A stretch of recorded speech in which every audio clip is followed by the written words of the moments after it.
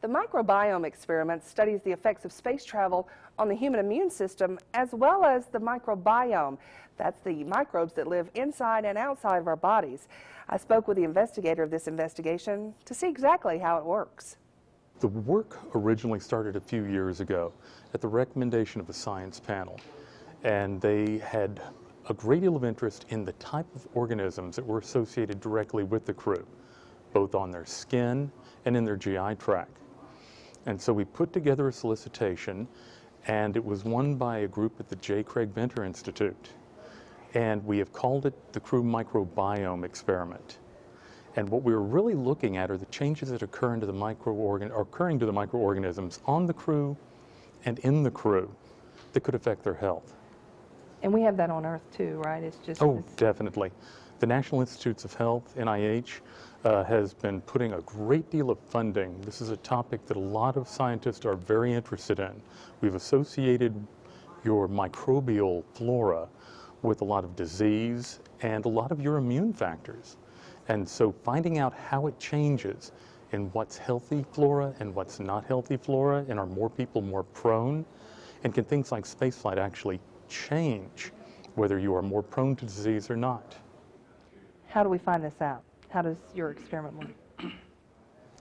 Basically, we are going to take samples from the crew members, pre-flight, post-flight, and a few samples in flight. We're going to be tracking their diets to see how that might impact what's going on with the flora. We're going to be looking at environmental conditions, humidity, how often they clean, things along the lines of the surfaces they touch. We're going to be looking at those to try to determine, is there an equilibrium between what goes on outside and on and in you, and then try to associate that with certain immunological factors. So we're doing tests on those too to determine, is there an association between the bacteria you have and your immune status. Is this the first of its kind study in space? It is the first of its kind study for NASA. Our Russian colleagues have actually done some studies like this and have done so for several years. And there were things to be learned. But the major difference is, over the past few years, biotechnology has expanded tremendously and allowed us a lot of tools that we never had before.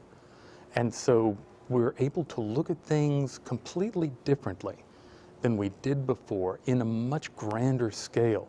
So the analyses we're doing are truly novel from the standpoint of being able to look at a large picture. Have you, I know it's just started, but have you learned anything so far? Anything interesting? Well, we actually learned a lot from the NIH. A lot of their results came out in June. And so we are able to use a lot of that data as normal data. Sort of, what do normal people have? And then taking normal healthy people as we do and transporting them to space, it's easier to get a comparison of what would happen on Earth versus what would happen in flight. How many astronauts do you hope to test, or how many subjects do you have, or how long will this go for? We are going to keep going until we have 9 subjects. We wanted to make sure that we had enough information to make sure it was statistically relevant. And so we are going to have 9 subjects.